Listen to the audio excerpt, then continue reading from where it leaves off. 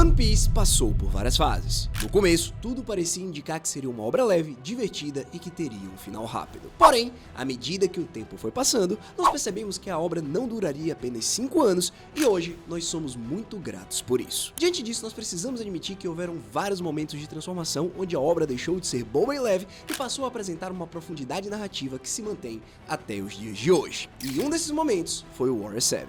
O ponto em que o One Piece mudou para sempre. Pessoal, vamos começar falando sobre um contraste chamado Long Ring, Long Land. Aquele arco que muita gente acha bobo com Dave Backfight com os Fox Pirates tinha uma função narrativa gigantesca. Long Ring, Long Land é o respiro antes da pancada, é a piada antes do soco. E o Oda faz questão de mostrar a tripulação no momento mais leve, mais descontraído, mais família, exatamente para fazer doer mais quando tudo começar a desmoronar. E é justamente no final dessa fase leve que o Oda manda o primeiro alerta, pois ele resolve introduzir o Aokiji, um dos personagens mais fortes da série, de maneira 100% casual. E o Aokiji não vem só para mostrar força, ele vem com uma missão narrativa muito específica, ele vem plantar a dúvida sobre Nico Robin. Ele avisa a tripulação inteira que aquela mulher é perigosa, que todas as tripulações anteriores dela foram destruídas e que ela pode abandonar o Chapéu de Palha a qualquer momento. E para deixar a ameaça ainda mais real, o Aokiji vai e nocauteia o Luffy, Zoro e Sanji um por um e congela Robin para mostrar que ele poderia ter dizimado a tripulação ali mesmo. Agora, aqui está o detalhe genial dessa cena, porque o Aokiji não é o vilão do arco, ele é o mensageiro. Ele planta uma sementinha de desconfiança que vai germinar nos próximos meses de leitura. Ele abre o caminho para o mistério central de Warrior 7,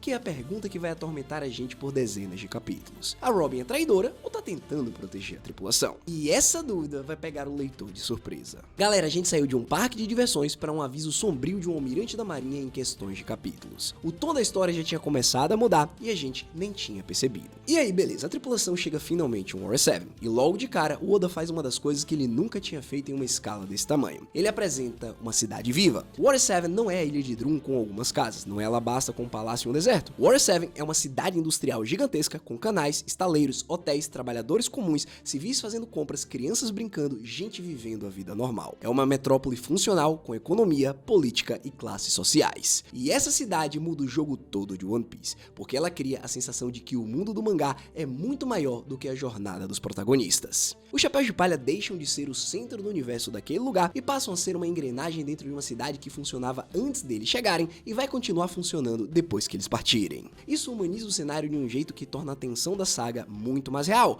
porque quando o caos começa a estourar, ele atinge gente comum, gente que não pediu para estar no meio daquilo. E aqui tá o detalhe mais cruel desse design urbano, porque quando o pânico se instaura e a falsa acusação contra Robin começa a circular, os moradores de Warrior 7 viram contra o Chapéu de Palha. Pela primeira vez, a tripulação não está sendo perseguida só pela marinha ou por um vilão, ela está sendo perseguida pelas pessoas comuns daquela cidade. A população inteira passa a caçar eles, e isso transforma o arco em uma experiência claustrofóbica, em um thriller urbano onde você não sabe em quem confiar. Oda criou uma cidade tão real que ele conseguiu se voltar contra os protagonistas. E aí vem a primeira facada emocional do arco, porque a Galley-La Company, depois de examinar o Going Merry, dá o veredito que ninguém esperava. O navio não poderia mais continuar navegando. Mesmo com reparos, o Merry não iria sobreviver à próxima parte da Grand Line. E para seguir em frente, o Luffy precisa aceitar a decisão mais dolorosa que ele já tinha tomado até então. Ele precisa abandonar o navio que foi a casa da tripulação desde o começo da jornada. Pessoal, pensa no peso disso, porque até esse momento, o One Piece tinha mostrado que tudo que importava continuava com os protagonistas. Mas o Merry quebra essa promessa silenciosa. O Merry mostra que nem tudo vai acompanhar o Chapéu de Palha até o final. E mais, o navio deixa de ser tratado como simples meio de transporte e passa a ser tratado como um membro da tripulação. Alguém que estava ali desde a Vila Syrup, alguém que carregava os sonhos deles por todos os mares. E aqui é onde o segundo arco emocional explode, porque o Usopp, que já estava destruído depois de apanhar da família Frank e perder todo o dinheiro do tesouro da tripulação,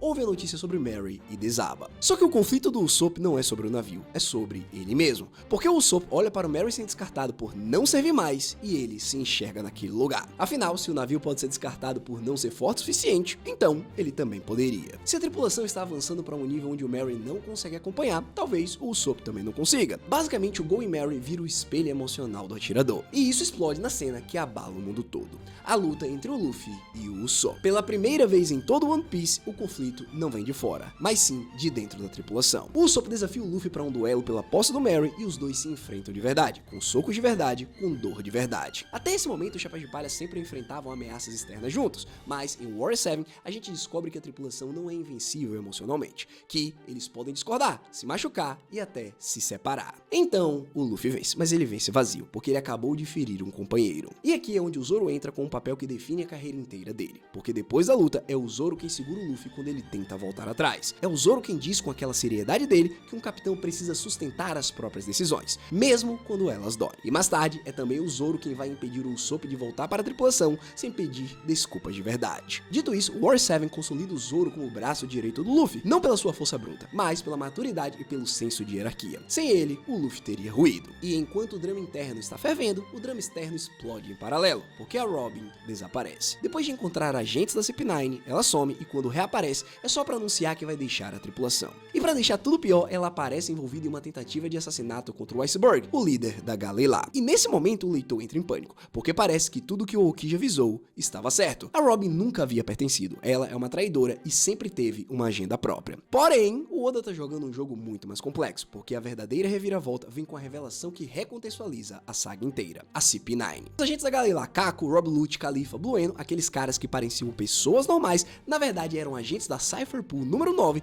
infiltrados há anos. Pensa só no choque disso, porque o Oda transforma o Warrior 7 em um thriller de espionagem em questão de poucos capítulos. O inimigo verdadeiro nunca foi o Frank, nunca foi a Robin, era uma força política secreta operando nas sombras desde antes da tripulação chegar. E aí veio a virada que reescreveu a saga inteira, porque o Iceberg, em um momento de quase morte, revela para Nami a verdade sobre a Robin. Ela não estava traindo, ela tinha aceitado se entregar ao governo mundial em troca da segurança dos Chapéus de Palha. A CP9 tinha colocado a Robin diante de uma escolha impossível. Ou ela vinha com ele sem resistir, ou eles eliminavam a tripulação inteira. E a Robin, depois de uma vida inteira sendo perseguida e ver as tripulações dela serem destruídas uma atrás da outra, escolheu se sacrificar para que a primeira família dela sobrevivesse. Essa revelação é uma das mais devastadoras de One Piece. A dúvida vira esperança. A missão deixa de ser entender a Robin e passa a ser salvar a Robin. E aqui o Oda faz uma coisa genial, porque ele plantou o falso vilão Frank e revelou ele como também vítima do governo mundial. A história do Frank com o mentor dele, o Tom, e com os projetos da arma ancestral Pluton, mostra que o governo mundial destrói qualquer um que seja inconveniente, qualquer um que carregue um conhecimento perigoso. Diante disso, o Frank passa de antagonista a aliado e a saga ganha uma camada política gigantesca, porque conecta o conflito local ao século perdido, aos poneglyphs e às armas ancestrais. Warrior 7 basicamente deixou de ser sobre a tripulação e virou sobre o mundo inteiro. E é aqui onde o Oda aperta o acelerador em um nível cinematográfico absurdo, porque enquanto a Robin é levada pelo trem marítimo em rumo a Enies Lobby, a cidade de Warrior 7 é ameaçada pela Aqua Laguna. Tudo começa a acontecer ao mesmo tempo, e o Sanji, sem ninguém perceber, sobe sozinho no trem marítimo para tentar salvar a Robin, libertando o Frank e o Sogeking, retomando aquele lado estratégico do Mr. Prince que ele tinha mostrado lá em Alabasta. Basicamente, o Sanji brilha quando ninguém está esperando. Ele é o cara que enxerga a oportunidade. E é aqui onde o Oda introduz uma das ideias mais legais da saga inteira, o Sogeking. O Usopp, envergonhado por ter saído da tripulação na briga, não tem coragem de voltar como ele mesmo. Então, ele coloca uma máscara e vira o Sogeking, o rei dos atiradores. E o Sogeking funciona em dois níveis diferentes. Primeiro, o cômico, porque é absurdamente engraçado todo mundo fingir que não é o Usopp embaixo daquela máscara mequetrefe. E segundo, o emocional, porque é a maneira que o Usopp encontrou de continuar lutando pelos seus amigos sem encarar diretamente o peso que ele tinha que carregar. A máscara é a permissão para ele ser útil enquanto ainda não conseguia voltar como ele mesmo. E aí vem um dos momentos mais bonitos da saga, porque para perseguir o trem rumo a Enies Lobby, antigos rivais se unem. O Chapéu de Palha, a Galley lá, a família Frank, a Kokoro, a Chimney, todo mundo tinha estado contra eles momentos atrás e agora está no mesmo trem indo salvar a Robin. Essa é uma das maiores demonstrações da capacidade do Luffy de unir pessoas. E também mostra uma verdade fundamental de One Piece, de que o governo mundial é um inimigo que afeta o mundo inteiro. E quando a tripulação chega finalmente em Enies Lobby, o nível do conflito sobe para uma escala que o One Piece nunca tinha tocado antes. Porque Enies Lobby não é um covil de piratas comum, é uma ilha judicial do governo mundial. Invadir aquele lugar significava desafiar diretamente a maior instituição do mundo. Ou seja, a missão deixou de ser um simples resgate e vira uma declaração política. A partir desse momento, os Chapéus de Palha não são piratas aventureiros, eles viraram inimigos declarados do governo mundial. E o vilão burocrático que representa essa máquina é o Spandam, um cara covarde, cruel, abusivo, obsessivo obcecado por poder. E aqui tá a curiosidade interessante sobre o Spandam. Ele não é forte, ele é fraquinho, mas tem uma autoridade institucional. E ele faz um estrago monstruoso com a Robin justamente porque está protegido por um sistema corrupto. O Spandam representa o tipo de vilão que o One Piece constrói tão bem, aquele que não assusta pela força, mas pela posição que ocupa dentro de uma estrutura podre. É o tipo de vilão que existe na vida real. Diante disso, tudo parecia que ia ser um problema gigantesco, que o Luffy não ia conseguir vencer os inimigos. Aí, o Oda solta a transformação que mudou para sempre o teto de poder da obra,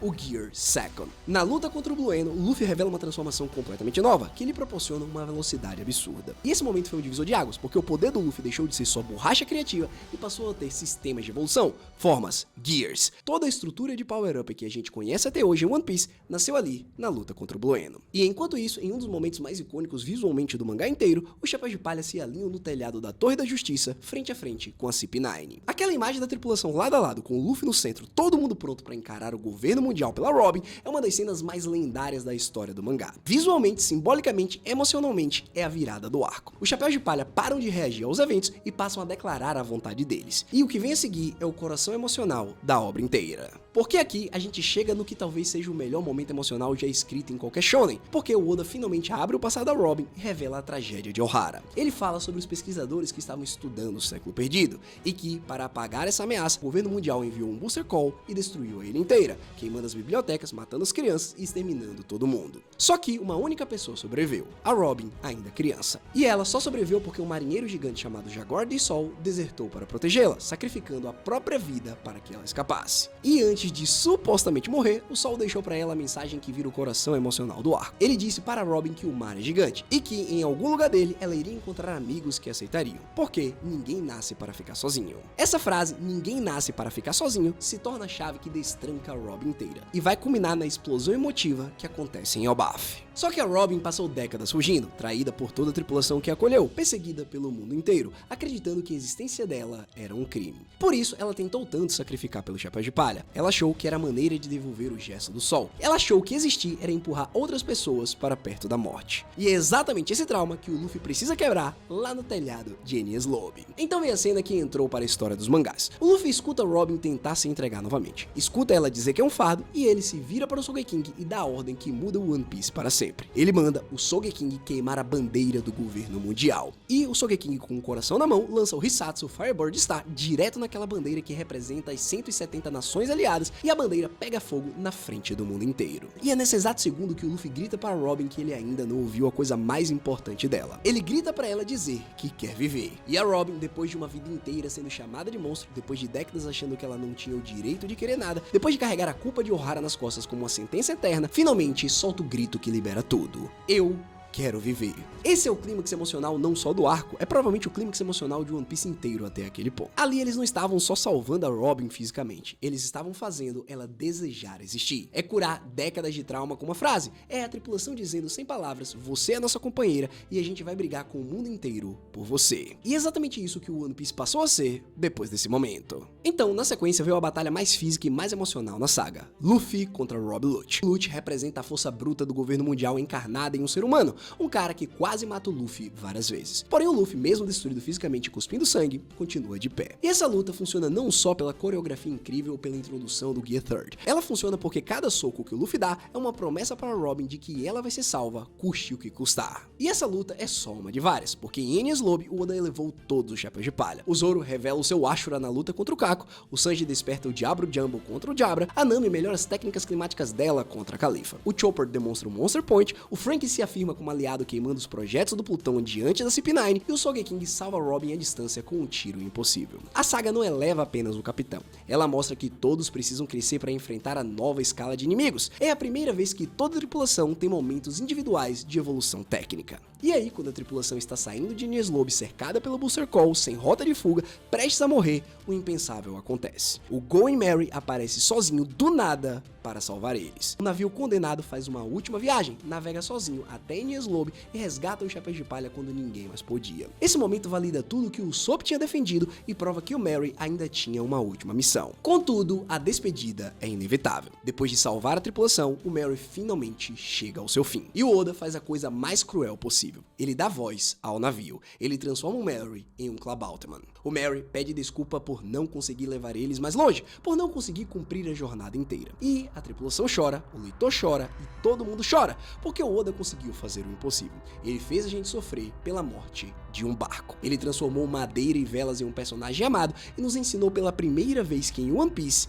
a perda é permanente. Algumas coisas ficam para trás e a gente só pode honrar a memória delas. E aí vem o fechamento de arco mais bonito do mangá, porque o Frank utiliza a madeira da árvore Adão, uma das mais raras do mundo, comprada com o dinheiro que ele roubou do Chapéu de Palha lá no começo do arco, para construir o Thousand Sunny. O que começou como roubo e conflito termina como o nascimento de uma nova casa. E o Frank, depois de toda a jornada de falso inimigo e aliado, se torna oficialmente membro da tripulação como carpinteiro, carregando o legado do seu antigo mentor, o Tom. E o Aokiji aparece de novo, conversa com a Robin e reconhece que finalmente, depois de décadas fugindo, ela encontrou pessoas dispostas a protegê-la. Ou seja, a promessa do Sol tinha se cumprido. E aí galera, quando você olha para o Warrior 7 como um todo, fica claro o motivo dele ser o divisor de águas. Porque essa saga colocou a tripulação em risco de perder 3 companheiros de formas completamente diferentes. E o Oda nos fez acreditar que cada uma dessas 3 partes era permanente, antes de costurar tudo de volta com sangue, lágrimas e fogo. E é por isso que o Warrior 7 mudou tudo, porque essa foi a primeira vez que o One Piece mostrou que os Chapéus de Palha podiam perder não apenas uma luta,